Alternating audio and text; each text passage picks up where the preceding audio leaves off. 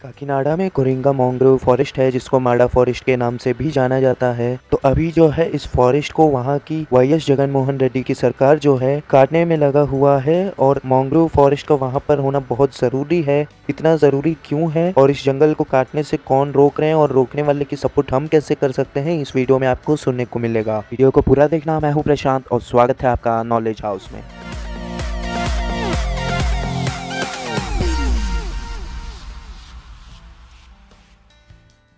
पहले हम जान लेते हैं कि मैंग्रोव फॉरेस्ट की खासियत और काकीनाडा के पास ये फॉरेस्ट को होना बहुत ज़रूरी क्यों है। तो मैंग्रोव फॉरेस्ट जो होता है ज़मीन और समुद्र के बीच में होता है और ज़्यादातर की ये नदी और समुद्र के इलाके में देखने को मिलता है। और इसका खासियत है कि ये सॉल्ट पानी से भी जिंदा रह सकता है और 365 दिन भी, मतलब कि अगर 365 दिन भी अगर ये पानी में रहे तो भी ये पेड़ को कुछ नहीं होगा, ये पेड़ जिंदा रह सकता है।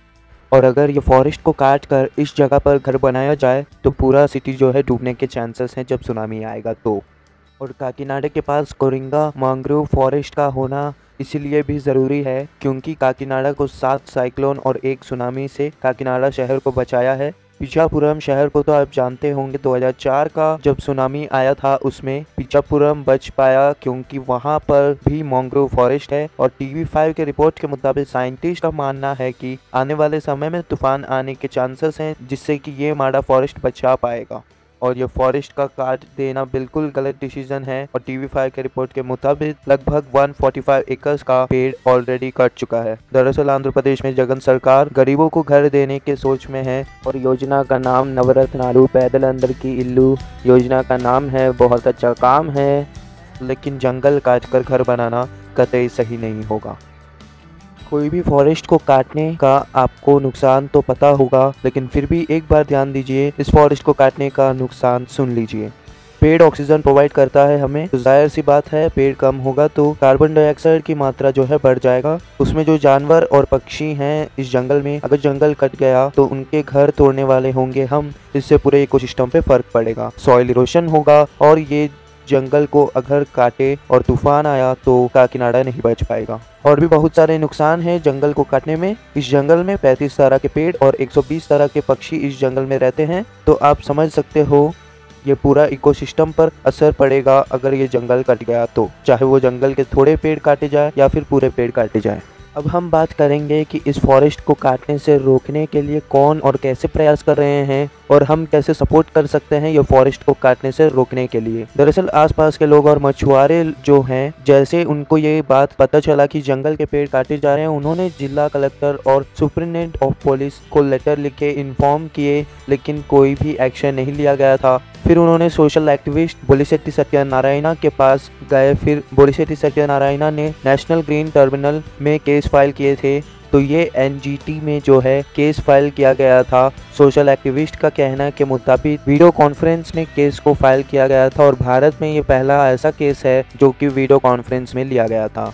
तो NGT जो दोनों तरफ के अपील्स को सुना, आंध्र प्रदेश गवर्नमेंट के तरफ से डिस्ट्रिक्ट कलेक्टर पेशी में आए और उनका कहना कुछ इस प्रकार से है कि जो लैंड है वो रेवेन्यू लैंड है और वहां पर कोई फॉरेस्ट नहीं है, ऐसा डिस्ट्रिक्ट कलेक्टर का कहना है। लेकिन एक्टिविस्ट के तरफ से एविडेंस सबमिट कर दिया गया कि वहां पर मैंग्रोव फॉरेस्ट है। एक्टिविस्ट का कहना है कि CRZ के एरिया में आता है, तो CRZ का परमिशन भी नहीं लिया गया। CRZ यानी कि कोस्टल रेगुलेशन जोन, और रिटर्न सबमिशन में कहीं पर भी CRZ के परमिशन के बारे में नहीं लिखा गया है, यानी कि ये क्लियर हो जाता है कि कोई परमिशन नहीं लिया गया था। और हाई कोर्ट पिटीशन में जो पॉइंट्स मेंशन किए गए हैं वो 7 अप्रैल को टेंडर बुलाया गया। 15 अप्रैल 2020 को लॉकडाउन होने के बावजूद ये टेंडर को एक्सेप्ट करके 16 अप्रैल से वहां पर काम शुरू हो गया और मछुआरे रोकने के पूरे प्रयास में हैं। और ये कोविड के समय में ऐसा काम करना डिजास्टर मैनेजमेंट एक्ट सेक्शन 55 के अंडर में आता है और सेक्शन 188 के अमल में रहते समय में ऐसा काम करना सही नहीं होगा। और राइट टू लाइफ का भी थ्रेट है, वहाँ ऐसा जंगल काटने पे मछुआरे का रोजी रोटी छीन लेने का समझ में आता है। CRZ वायलेशन का भी यहाँ पर है। मैंग्रोव फॉरेस्ट प्राइवेट प्लेस में हो या फिर गवर्नमेंट प्लेस में हो, मैंग्रोव फॉरेस्ट का काटने का हक राइट किसी के पास भी नहीं है। और सोशल एक्टिविस्ट बोलिशेट्टी सत्यनारायणा का कहना है कि उनको पूरा भरोसा है कानून पर कि वहाँ के मछुआरे को न्याय मिलेगा और जो जंगल काट दिए गए हैं अभी तक उसको वापस से बढ़ाने का फैसला कोर्ट सुनाएगा, ऐसा उनका कहना है।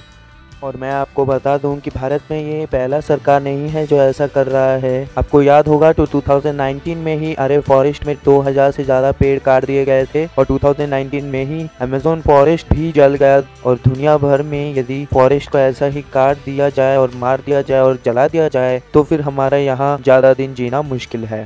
लेकिन जहाँ तक कि मुझे पता है तेलंगाना की सरकार अच्छा काम कर रही है। वहाँ के लोगों को पेड़ बढ़ाने के लिए बढ़ावा दिया जा रहा है और खुद को भी जंगल को काटने से रोक रहा है।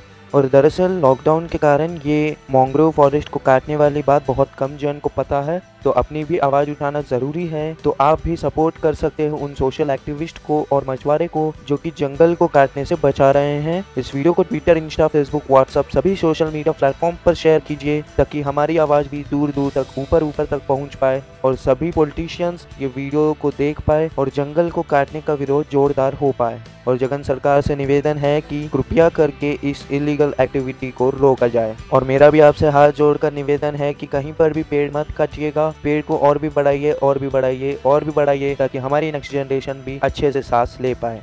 और अगर आपके पास इस वीडियो के बारे में कोई सवाल हो या सुझाव हो तो कमेंट बॉक्स आपके लिए उपलब्ध है। और अगर आप इस चैनल में नए आए हो तो चैनल को सब्सक्राइब कीजिए और बेल आइकन को दबाइए। यहाँ पर आपको हर तरह का नॉलेज आपको मिलता रहेगा। मिलते हैं अगले वीडियो में एक और फ्रेश नॉलेज टॉपिक्स या नॉलेज फैक्ट्स के साथ। तब तक के लिए आपका ख्याल रखना। वीडियो को पूरा देखने के लिए आपका बहुत बहुत धन्यवाद।